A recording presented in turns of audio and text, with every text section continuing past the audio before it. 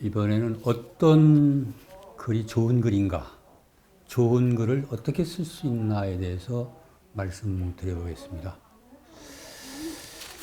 어떤 글이 좋은 글인가에 대한 평가는 사람마다 다르고 그렇습니다.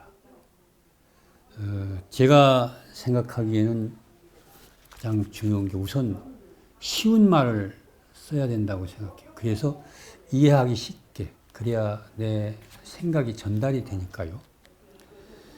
근데 이게 쉬운 말을 못 쓰는 이유는 자꾸 한자와 일본말, 영어 이런 걸 너무 남용하기 때문에 그렇습니다. 예를 들어 보면은 우리 좋은 말을 두고 참 어렵게 쓰는 게 너무 많아요. 자동차를 타고 가다 보면 내비게이션에서 여자의 목소리가 나오죠. 전방에 과속 방지턱이 있습니다.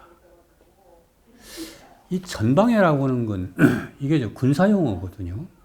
우리나라는 참 군사용어가 너무 많이 들어와 있습니다. 군사정부를 오래 이제 했기 때문에 그런 것 같은데, 이러지 말고 앞에 빨리 가지 말라는 턱이 있습니다. 얼마나 좋아요. 또는 그 굴곡진 곳에 경고문이 있는데 사고 다발구역. 이거보다는 사고 많이 나는 곳. 얼마나 좋습니까? 부드럽고. 그래서 한자를 이제 너무 많이 쓰는데 좀 그렇고요. 어린이들을 같이 타고 갈 때 쟤네들 이해할까? 이런 생각이 많이 들어갑니다. 또는 이제 보통 글 쓸 때 우리가 일본말 중에 노라고 하는 게 있습니다. 일본말로 노, 우리말로 해서 의인데요. 의라든가 애의, 의로부터, 애로의 이런 것들을 이제 너무 남용을 하고 있어요. 특히 의라고 하는 것은 일본의 그 중요한 조사인데 우리말에 그 참 좋은 토시가 많이 있거든요. 그런데 그 의를 너무 많이 씁니다. 예를 들면은 나의 살던 고향은 꽃 피는 이렇게 나가는 게 있죠. 나의 살던 이게 아니고 원래는 내가 살던 고향 이렇게 맞습니다. 그런데 이게 그렇게 오랫동안 그렇게 지적돼도 못 고쳐요. 잘 안 되고 있습니다. 그 일본 말로 그 의를 자꾸 쓰면은 글이 늘어지고 또 운율이 죽고 문장에 힘이 빠집니다.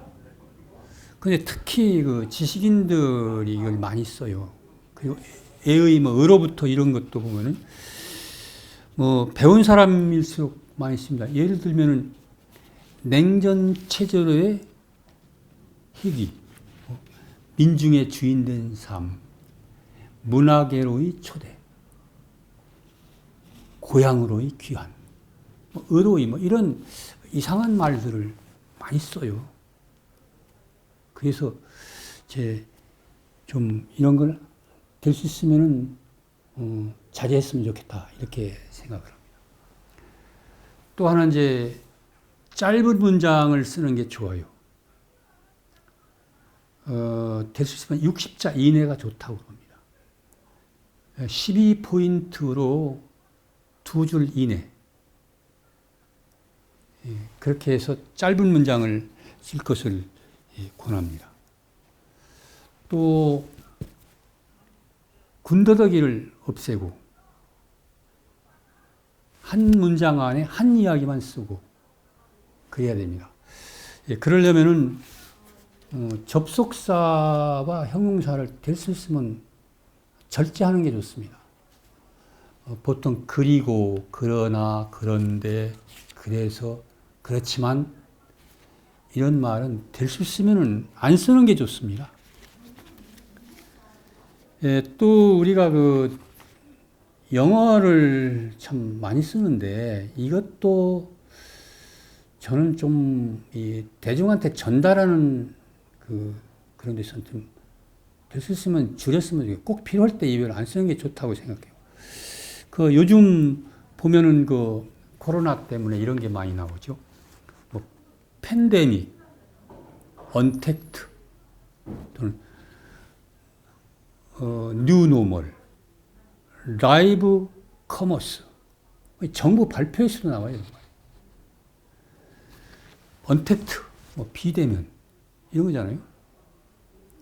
그 우리말로 좀 썼으면 좋겠는데 이런 게 너무 많아요. 그래서 그런 것들 때문에 좋은 글이 안 된다 이렇게 생각을 합니다. 사실은 쉽게 쓰고 짧게 쓰는 게 더 어려워요. 예. 정보와 논리를 압축하는 방법을 알아야 됩니다. 그러면 짧은 문장에 하고 싶은 얘기를 다 하려니까 쉬운 말이 안 들어가고 어려운 말이 자꾸 들어가고 그러는데 그래서 그거를 좀 많이 연습을 하고 공부를 해야 된다고 생각합니다. 신문 같은데 글을 쓸 때는 보면은 대개 글자 수를 정해서 줘요. 제가 알고 있는 역사학자 하나 보니까 그 한겨레 신문에 항상 그 일주일에 한 번씩 역사 칼럼을 쓰더라고요. 그런데 이렇게 작은 칼럼이니까 한 번 쓸 때 980자를 요구한다고 합니다. 이 981자도 안 되고 979자도 안 되고 980자를 딱 주문한다고 그래요. 이 편집하는 쪽에서. 근데 그렇게 우리가 글을 쓸 때 글자 수를 정해놓고 쓰면은 그 훈련을 좀 많이 하면 참 좋습니다.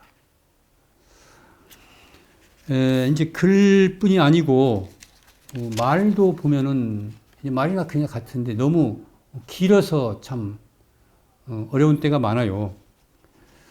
그래서 우리가 보통 강의를 할 때 이러지 않습니까? 아주 좋은 강사는 시간 내에 끝내주는 강사를 좋은 강사라고 하고 가장 좋은 강사는 5분 전에 끝내는 강사다. 뭐 이런 우스갯소리도 하고 그러고 있습니다. 우리가 그 체육대회라든가 문화축제 이런 행사장에 가보면은 사람들이 축사를 참 많이 하지요. 그러면 대회장이 올라와서 이제 처음에 인사를 합니다.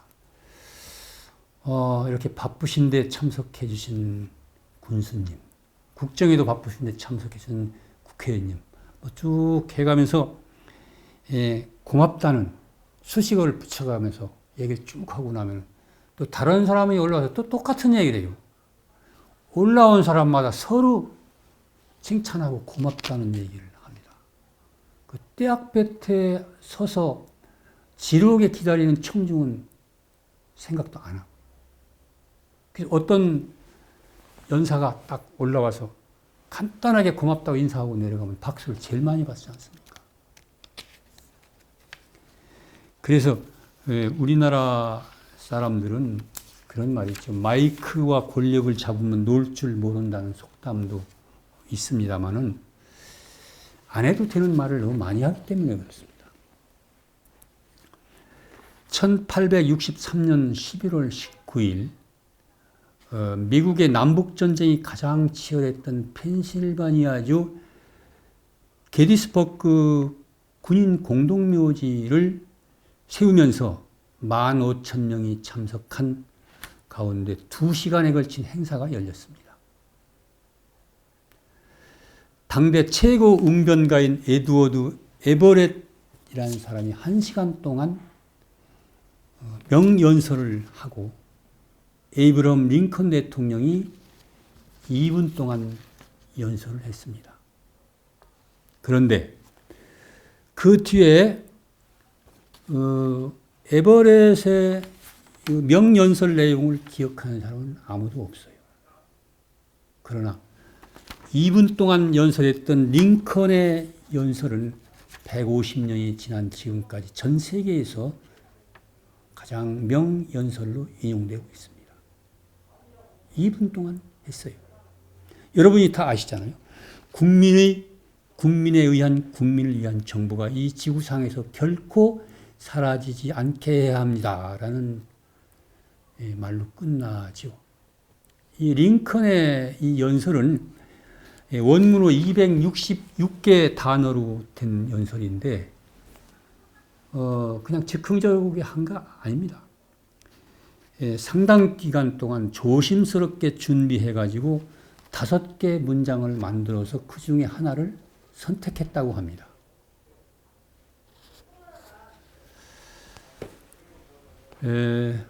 제가 글을 이제 신문이나 잡지를 하면서 남의 글을 받아보면은 너무 길게 쓰는데 딱 3분의 1만 잘라내면 좋은 글이 됩니다.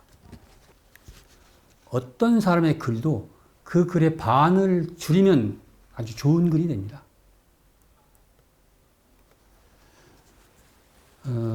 누가 말 잘하는 사람이냐 하면 하고 싶은 말을 얼마나 참고 줄이느냐로 결정되고, 또 누가 글을 잘 쓰는 사람이냐, 좋은 글이냐는 쓰고 싶은 글을 얼마나 절제하느냐로 결정된다고 볼 수도 있습니다. 여기까지 말씀드리겠습니다.